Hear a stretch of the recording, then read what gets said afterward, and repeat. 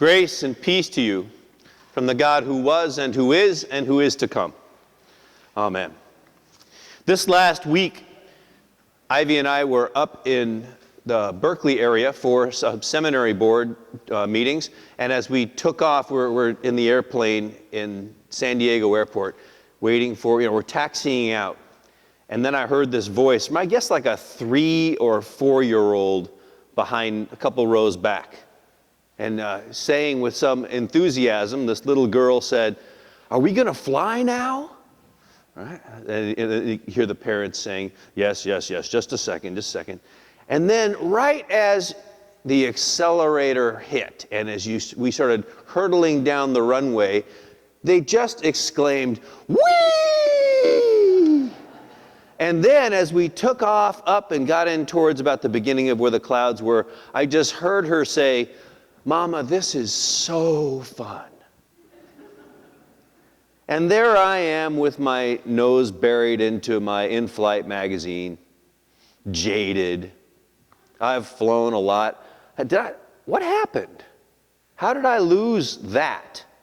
I mean, I still love that part of the acceleration piece and all, but there's something that happens when we do things, become too familiar with them over time. And so my jaded eyes don't see what that 3-year-old still has the eyes to see. Martin Luther said that if a rose only bloomed one time in all of creation, we would look upon it as a miracle. It would be something that many people would come to see. But yet the truth of the matter is roses are everywhere. And so we fail to see the miraculous nature of what a rose truly is. You see, we really can only see what we have eyes to see. We can only appreciate what our hearts are open to appreciate. And that is why spiritual practices and contemplation become so important for us. To reimagine, to reopen ourselves to the wonder that is all around us. We live in an age in which the sunlight that comes from this star that is going through nuclear fission, I think I got that right, and it's sending out rays of light and energy, that plants take in this light. They are able, through the process of photosynthesis, to translate it into the growth of these products to make wheat grow, and through later on we will be enjoying the bread that's created. Do you understand that at some real level, when you take a piece of bread and eat it, or anything, what you're eating is sunlight, resurrected? It's something amazing has taken place. But yet it's a simple thing. It's just bread. But there's no such thing as just anything in this universe. This is, in fact, another example of how the universe is far more amazing and wondrous than we ever could have imagined. We live in a post-Hubble telescope age. There was one of my favorite images from the Hubble telescope was that they decided to take a dime, about something the size of a dime, and hold it out into a blank part of space. Basically, it's like they found this little space that they could focus on that was about the size of a dime at arm's length, that they couldn't see through any of the, so far, quick surveys, any stars or anything in that space. And then they decided that they were going to leave the telescope focused on that area for a duration of time and see if anything showed up. What showed up was this image. In the darkness of space, what they counted was over 1,500 galaxies, not just even stars. There are wonders all around us. We just have to know where to look and to open our eyes to see how every moment is, in fact, a miracle.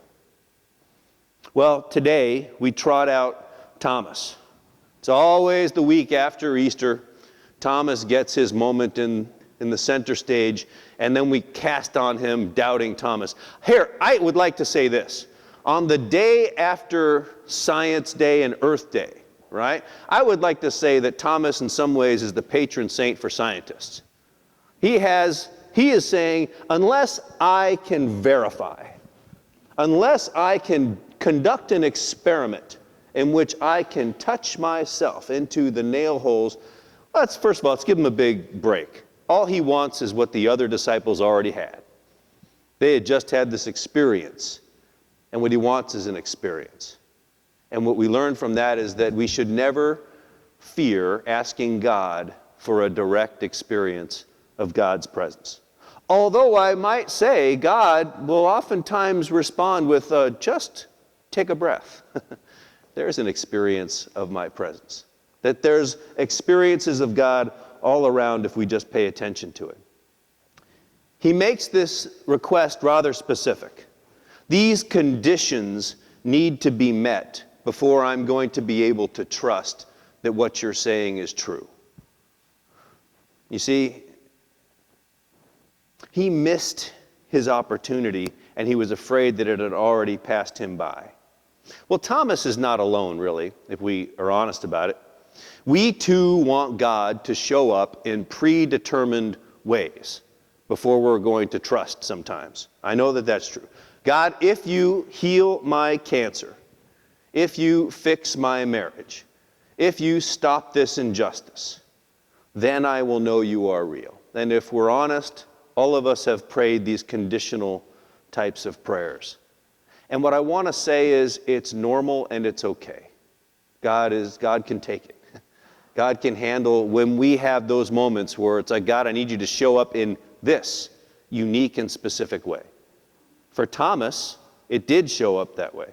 For Thomas, he did show, and then all he can do at the end of that encounter with the risen Lord is stammer out 5 words.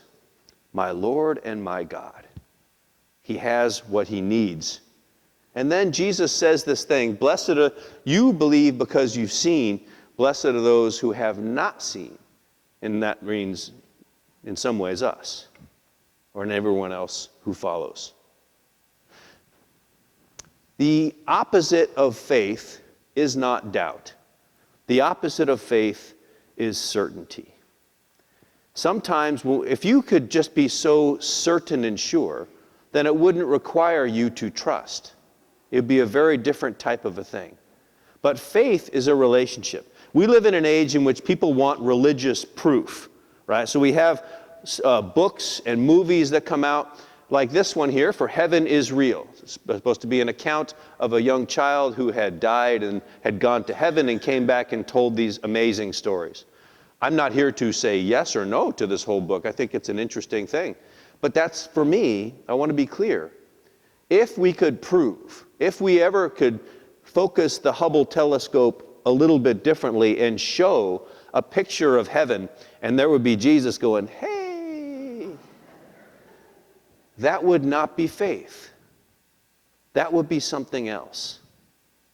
And we're called into a life of faith that rejects this kind of gut level need for certainty and is willing to trust in sometimes not knowing.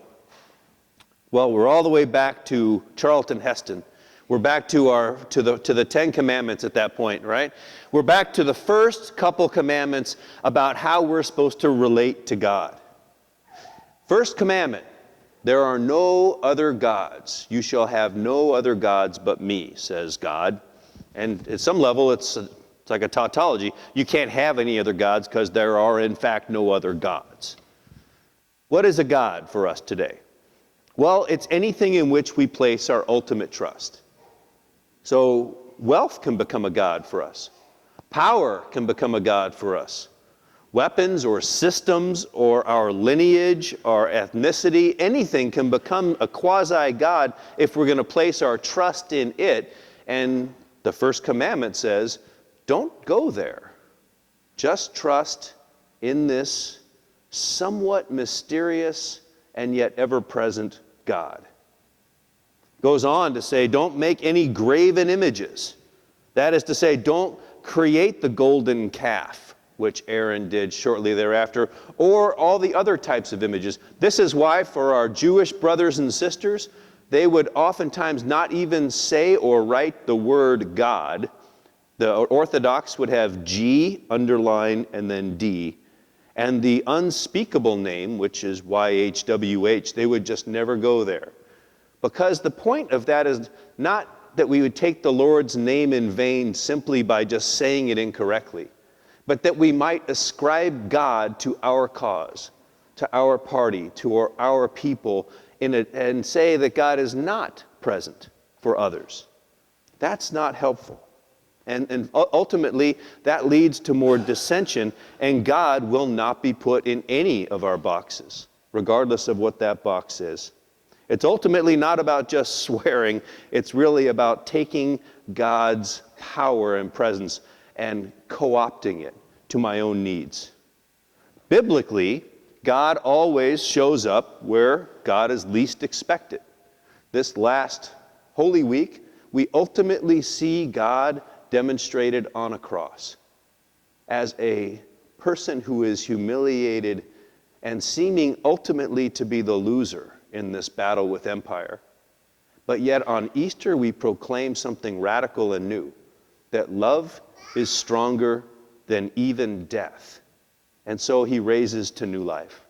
Empty tombs, strangers that we think are the gardener, people in whom we pour out to ourselves, who are the people who are hungry or in need, and then we suddenly see that we're staring into the face of the risen Christ.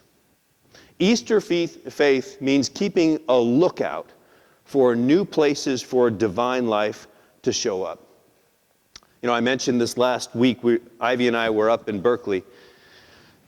Big doings at the seminary and super exciting things. You see, we've got a new curriculum, we've got new teachers, we've got a new relationship as we've merged with CLU. By the way, see, there's a stained glass window over here, and it says seminary at the top and college at the bottom. Seminary, it has the building there, 2770 Marin, and at the bottom it has the symbol for California Lutheran College back then, now university. Who knew that this church in 1954 knew that the CLU and PLTS would someday merge and become one thing? We did. We even made a stained glass window for it back in the 50s. But we've lived into that merger. We called a new leader for the seminary who just had his first meeting. But here's the other big thing. We're actually moving off the hill, off that 2770 Marin, down to 2000 Center Street. So we're leaving this campus with buildings that were designed for the Hearst family, and we're moving into this building, into the second floor of that building. And you can imagine, for a lot of people, this is hard. There's a grieving that goes on with that. But for others, especially if you were there this last week, there was an opportunity to see resurrected new life. You see, we gathered there and we got the tour of where everything's going to be. And then we had a dinner, which was takeout Indian food from down the street. And the advisory board had to put out the plastic on the tables and bring out the folding chairs. And then afterwards, after we had, and at our meeting, at our lunch, our dinner, we had an opportunity to thank a couple people who were going off the board and to thank our interim chief executive officer, Brian Steinweber. And Brian Steinweber was able to connect his service to baptism. And as we were sitting there having these conversations, the workers had been working, so we heard saws and hammers going on. And then they came and sat with us around this table and had Indian food. And then we took the leftover Indian food and we walked out around the corner in the park and we found where there were some people who were living on the street. And we said, "Are you hungry?" And they said, "Oh yeah." And so we came over and we had the meal continued out there. And what I want to say is that's what seminary leadership should look like. We were no longer the advisory board of directors being served at a nice banquet. We were having Indian takeout with people who were working on the construction project and with homeless people, and we were connected to our baptisms. And suddenly, with all the busyness and hustle and bustle around there, we all got a glimpse of where God's going with this project called the church. We are going to live into a new reality. And for just a moment, you can have awe and wonder. You can want to say, "Wee!" Right? It happens when we connect with one another, when enemies become friends, when strangers become neighbors. And so I'd ask you, what makes you feel awe and wonder? I love this picture. It's the Dalai Lama and Desmond Tutu. Desmond Tutu, Archbishop of South Africa, and the Dalai Lama from Tibet. And there they are on the stage, and they just started dancing together. I've seen other events where these two guys, when they're next to each other, they start giggling like 8-year-olds. That's what holiness looks like. Awe, wonder. So where is new life surprising you today? Trust that this is the presence of the risen Christ. Look deeply into that rose or that experience. Trust that that is in fact where God is meeting you. Amen.